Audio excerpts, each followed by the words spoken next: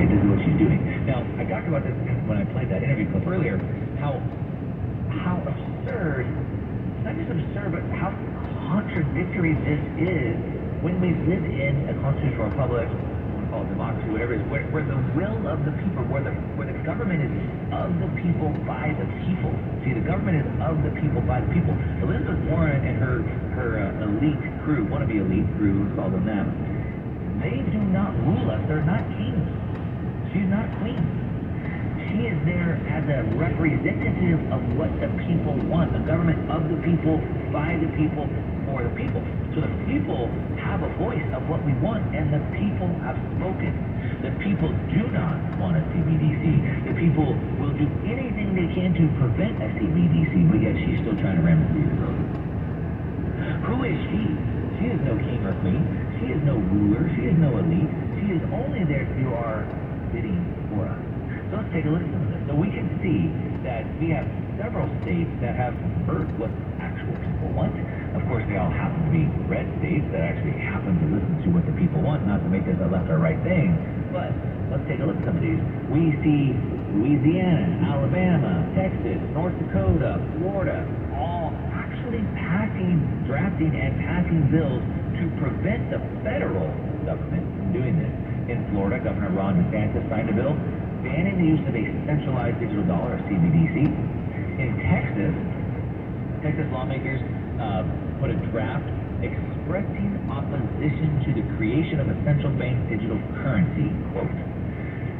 Texas Senate concurrent resolution 25 bill claiming, quote, listen to this.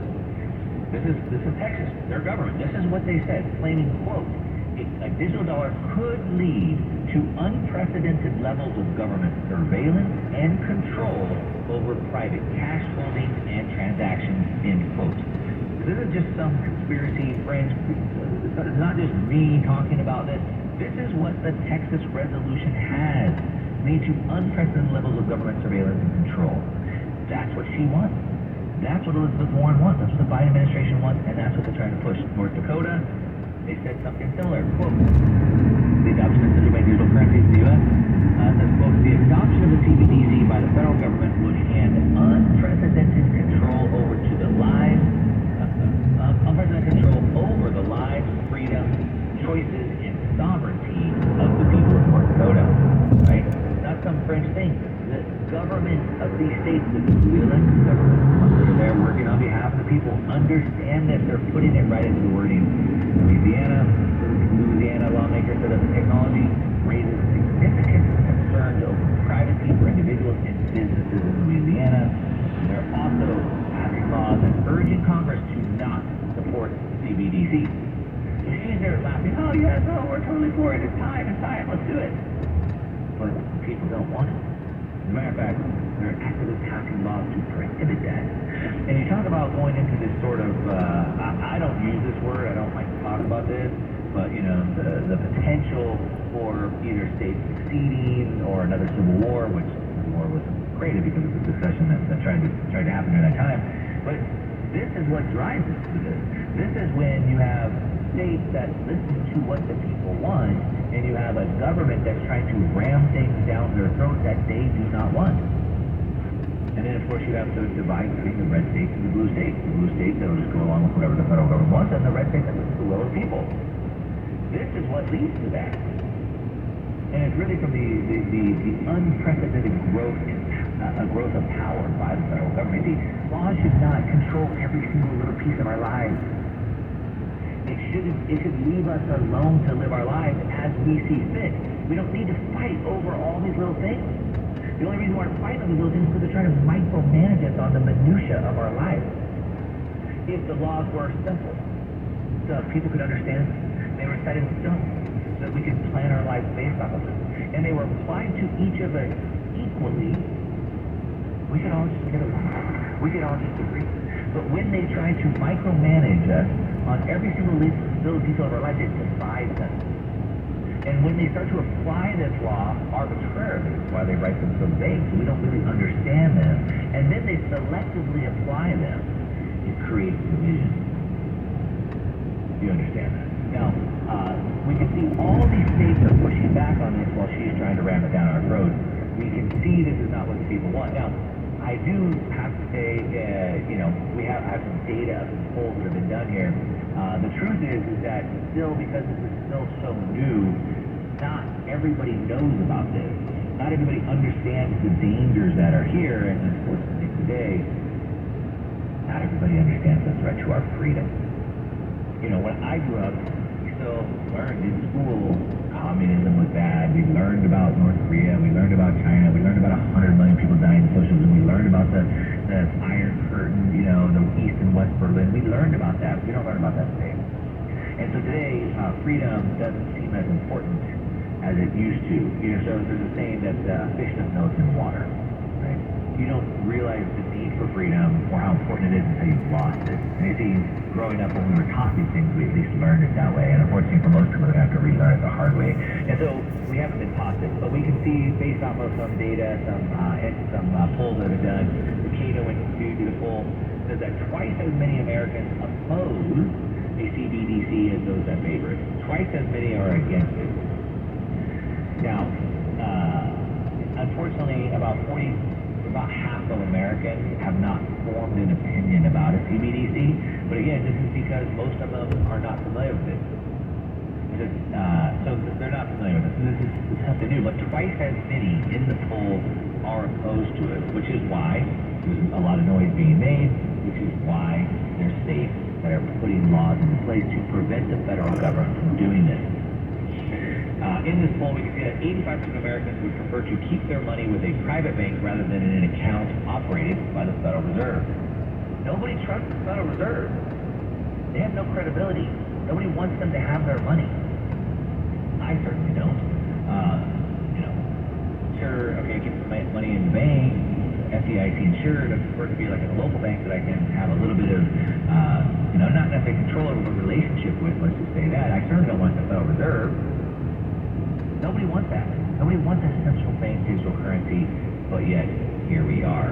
Now, I want to talk specifically about the bill. Now, I do want to say Elizabeth Warren has a horrible track record of getting bills passed. As a matter of fact, I think she's something like 300 to 0. I have the data. Staff's going to read through this in a minute. Let's hope that this is not her first bill that she gets through. Let's hope that she continues to hit the wall over and over and over. Because, as I said, this is a big problem. As a matter of fact, the problem is other countries where they're already trying to do this, like in Nigeria, for example. They tried to force everybody in Nigeria to use it when they didn't want it. They said, why would we use this CBDC from Nigeria? It's the same thing that we have now. The problem that we have with the money, this is Nigeria, the problem with the money is that we print too much of it and we continue to lose value. I continue to have to get more and more money to buy the same goods and services. So why would we want to use the same thing with the digital? We don't want that. But they didn't listen to people. They tried to force them anyway, 200 million people. They tried to force it on everybody. First with Karen, hey, maybe this is confused. Then it was with, hey, now you can get so much cash out. And they wrecked the entire economy for you. People forced people underground and all that markets and things like that. And they finally had to cancel it. It was that bad. And so this is already what we can see. This is already starting to bring up in Canada. The central banks in Canada, they said people don't want it, so everybody's going to push it. In Canada, that's what you know. But here we have Elizabeth Warren trying to push it. Now, if you want to protect yourself, you have to figure out how to make more wealth outside the system, which is one of the reasons why I've been focused on alternative investments for most of my career. You've probably heard me talk about a friend of the program, Dr. Mendenhall, co-founder and CEO of Brad Diversified. He's also the Alternative Investment Association. And he wrote a new book called Money Shackles.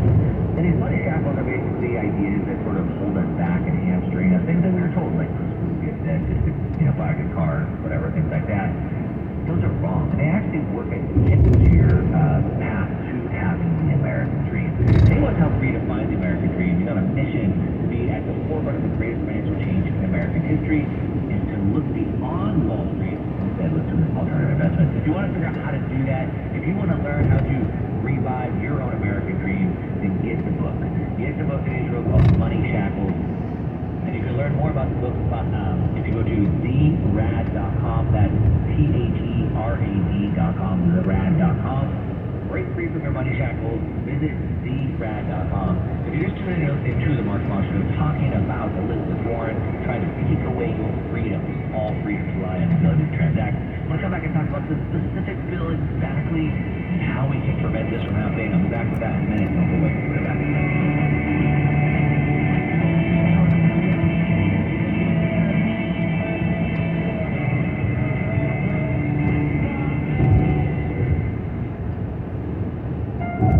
Brace yourself for the ultimate holiday deal with Consumer Cellular. Snag an incredible 50% off the Iris Split when you buy before December 17th, making it only $34.50. The Iris Split is all the phone and camera you need with a user-friendly design, the perfect flip phone companion. Plus, you'll get nationwide coverage and always free activation. Score 50% off when you use promo code RADIO50. Head over to consumercellular.com and use promo code RADIO50 during checkout to score this deal. Go with your gut. Your dog's immune system is based in the gut. A diet lacking in nutrients can cause itching, scratching, and a weak immune system. However, there is a solution. DINOVITE. Dinovite. If you have a grand total of 2 weeks, the dog stops itching, the hair stops falling out. Try Dinovite for free. Just pay shipping and handling. Learn more at dinovite.com/radio. Happier with every bite. Over 1 million pets helped with Dinovite. Why would you ever put up with an untrustworthy car salesman when you're ready to buy a car? This is Jerry Reynolds from Car Pro. Only the proven Car Pro USA VIP process guarantees that you'll never buy a car from a jerk again. When you're ready to buy a car, go to CarProUSA.com. Trusted certified Car Pros, fair pricing, and no jerk. And the best part, it's free. CarProUSA.com. Who do you trust in the car business? I'm the Car Pro, Jerry Reynolds. And Car Pro USA connects you directly to a certified Car Pro at your choice of dealer. He or she immediately is available, and Jazz provides you with an exceptional VIP priority experience. Never buy a car from an untrustworthy salesperson again. Only work with my personally selected best pros by going to CarProUSA.com. That's CarProUSA.com. CarProUSA.com.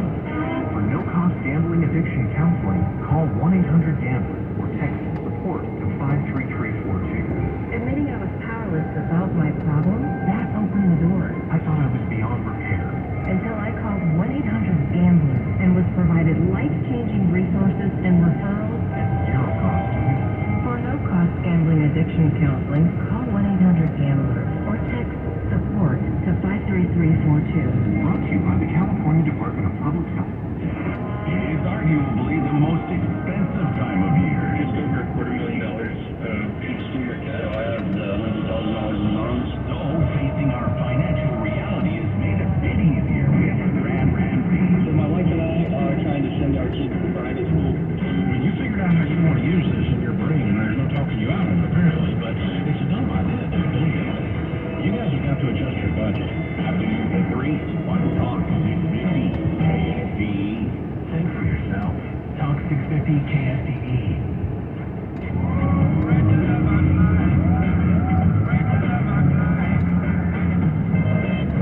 Alright, welcome back. If you're just tuning in here, listening to the Mark Moss Show, we're talking about Elizabeth Warren on the warpath to take away your financial freedom, financial privacy, and trying to ram bills down your throat that you do not want, that states in the United States are actively fighting to prevent, that are pushing back on this, but yet she doesn't care. She's continuing on your behalf, running a government of the people, by the people, for the people, as a representative of you, forcing things down your throat that you don't want. And you don't want them because they take away your power, they take away your control, they take away your privacy, they take away your freedom. As a matter of fact, most Americans aren't caught up on this. You're ahead of everybody because you're listening to the show, but 2 times as many people oppose it as want it. And the people that want it, they don't understand it. But let's take a look at Elizabeth Warren and the power that she wields and what she's trying to do. So first of all, Elizabeth Warren did run for the presidential candidacy in 2020. The rumors are in certain circles that in order for her to step down out of that race, she was given significant influence in the government. As a matter of fact, some analysts say that she might be the 3rd most powerful person in Washington because the amount of government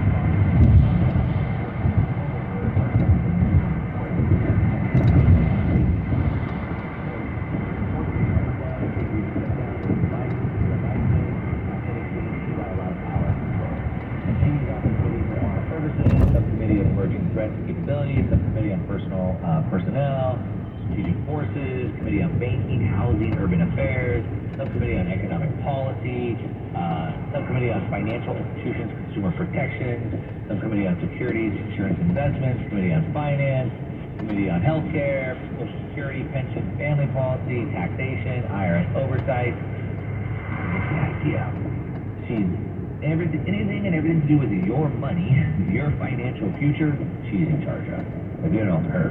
Now again, maybe she's not such a bad person to have it because somehow on a salary of about $230,000 or $50,000 a year, about I think something like that, about $230,000 a year, she's now found herself worth like $64 million. I think is the numbers. Fact check me on that. So if she could take a salary of $200,000 and make $64 million out of it, shoot, that's something I'd like to learn. Would you like to learn that? Maybe she is the right person to run our money because she sure knows how to make money out of nothing. Or she knows how to take a lot of money in her pocket. I'll let you be the decider of that. But, basically throughout her campaign, Warren proposed several plans addressing Wall Street reform, anti-corruption, wealth taxes, and all of these things. Post-campaign, she's, like I said, after withdrawing from the presidential race, she went back to the Senate and, sort of grows her public profile, the amount of influence she has, and things like this, right? Now, again, she's been trying to pass all types of bills, and just haven't gone anywhere. Her track record is very dismal, to say the least, and that's something I'm happy for, because I don't like the bills she's trying to pass. So let's look at this. If we look at this bill tracking platform from GovTrack, we can see that Elizabeth Warren, she's been very busy. She's a lawmaker, she's a legislator, so what do legislators do? They legislate.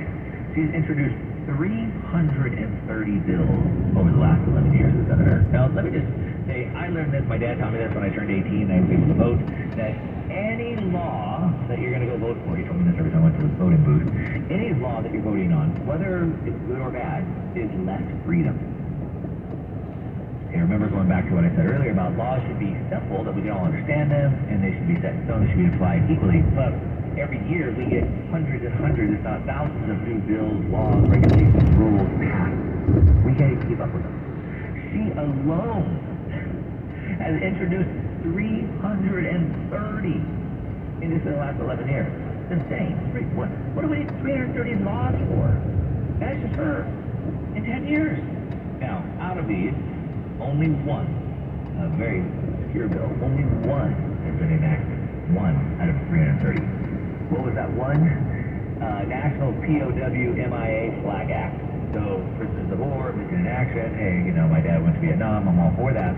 She passed a bill which requires the prisoner of war, the POW MIA flag, to be displayed alongside a U.S. flag on some federal property. Okay, first of all, what the heck do we need a law for that? Like, what a friggin' waste of time. What a waste of money to even have somebody in there legislating laws, voting on laws.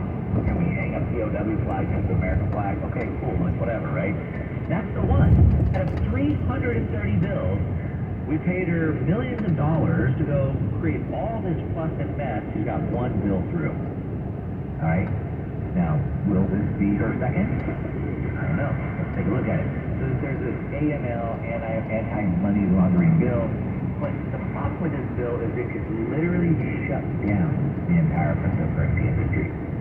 Which, of course, is the point. The point is not to regulate it. The point is not to make it safer. The point is, I guess regulate, but regulate it out of it. So basically, this bill would extend the Bank Secrecy Act to include cryptocurrency transactions, and it imposes very stringent reporting, which is KYC, know your customer requirements. It basically means, under the law of KYC, you, as a private citizen, are not allowed to transact in over $10,000 without collecting information, knowing who you're dealing with. If you do, you go to prison. Banks aren't allowed to do this, and so basically every transaction, they have to know who that customer is. There's another rule called the travel rule, where you're supposed to travel along with those transactions, but in this case with KYC, they want to require all these cryptocurrency pieces every time that there's a transaction off from one to the next to collect this KYC. The requirement to report transactions involving unhosted wallets, private wallets, could put a heavy burden on crypto exchanges and wallet providers. So basically, you don't have to go